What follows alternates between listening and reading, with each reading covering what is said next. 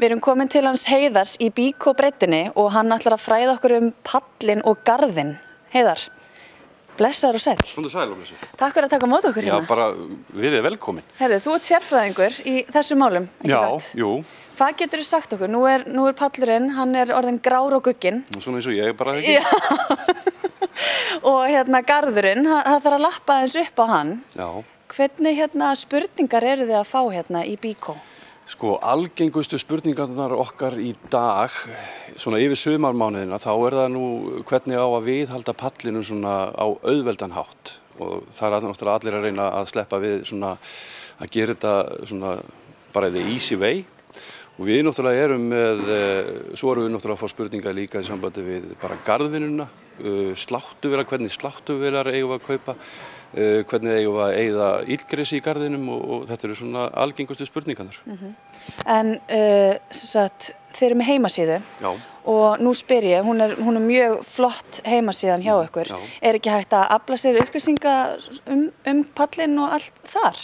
Jú, það er akkurat það sem við höfum verið að gera síðustu ár, að við höfum útbúið svona myndbönd, Góð ráð Byko, þar sem við förum yfir þessi til dæmis viðhaldi á pallinum og viðhaldi á húsgögnum, svona út í húsgögnum, hvernig á slágarðinn og við höfum náttúrulega verið að tala líka mosa, hvernig á að eyða þessum mosa í garðinum, því að hann er alltaf til vandræða. Þannig að þetta fæst allt inn á heimasíðunni, Góð ráð Byko. Okay. Og þar ert þú í fremstur í flokki, eða ekki? Jú, ég er búinn að vera að vinna þessi vídeo með góðu fólki. Já, einmitt. Og sérfræðingur í því? Já, eða þannig. Já, við byrjum á því að ég fer með inn í málningardeildina og þar hittum við fyrir sérfræðinga sem að geta farið með þér í gegnum allt kerfið, bara hvernig á að gera þetta, að einfaldan máta. Við byrjum yfirleitt á því að spyrja bara fólk hvað er þetta stóri pallar. Já.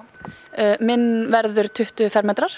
Já, þá er þetta svona, best er að byrja á því að hreinsa pallin vel með bara kústi eða eitthvað slíku og taka rykið af honum, síðan tekur svona sem heitir viðarskol og spreyjar því yfir bara og það má alveg gera það í rigningu eða votviðri.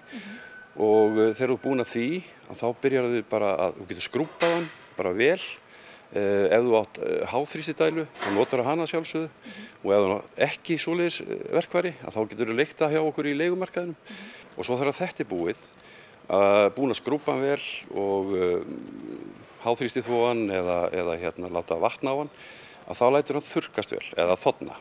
Og sumir hafa spurt mig hvernig veit ég hvenær ég má bera síðan á hann. Og þá það er einfalt mælitæki, það er puttarnir. Þú bara setur puttan á pallinn og ef það er smá raki sem kemur á puttan, þá þarf það að bíða örlítið lengur. Þannig að þetta er svona... Góð mæli eining. Þetta er svona þumalputtaregla, nema þú notar ekki þumalputtan. Nei.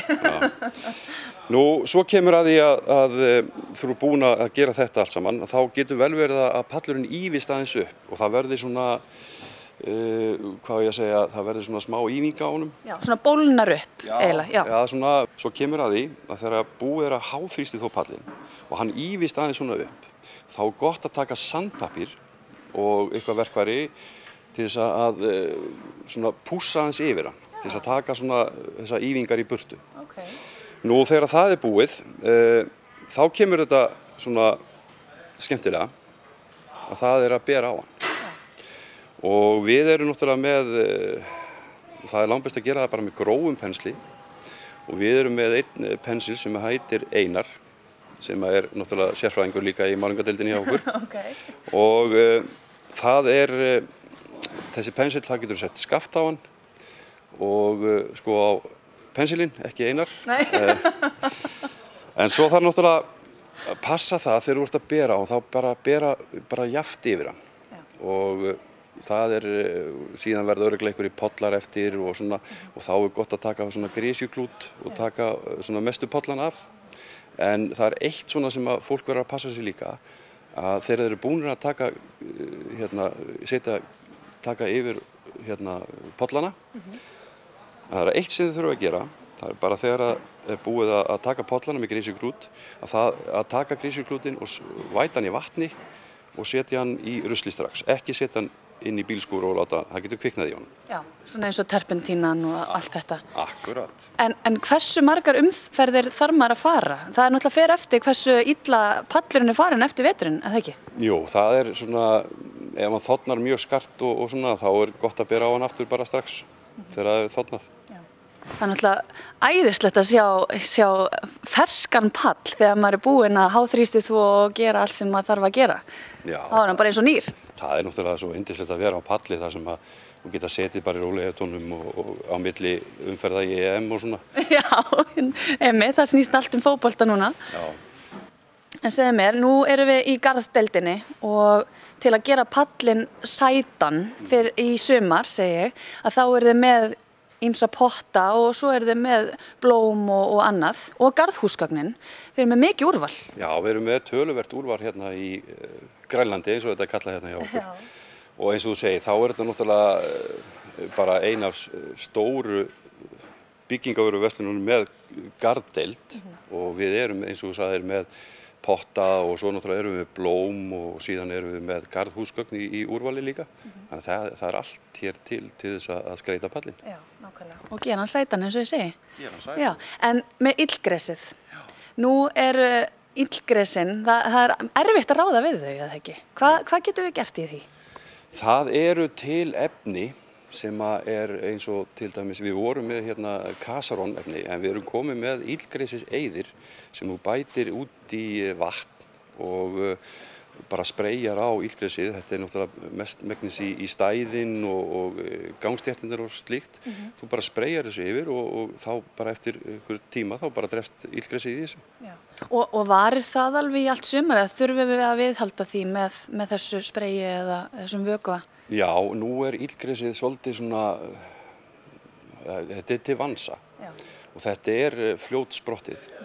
Það gæti þurft að gera þetta aftur í haust en yfirleitt dugar þetta yfir sumarið. Já. Þannig að maður þarf ekki alltaf að vera með úðabrúsan á lofti. Nei, helst ekki. Nei. Heyrðu, Heiðar, ég sé að þú ert mjög fróður allt sem kemur pallinum og öðru. Ég hvet bara fólk til þess að kíkja til þín og fá ráðgjöf og inn á heimasíðun ykkar sem er mjög flott eins og ég sagði áðan. Takk fyrir að taka á móti okkur, Heiðar. Já, bara verði ykkur góðu. Gaman að sjá okkur. Takk fyrir.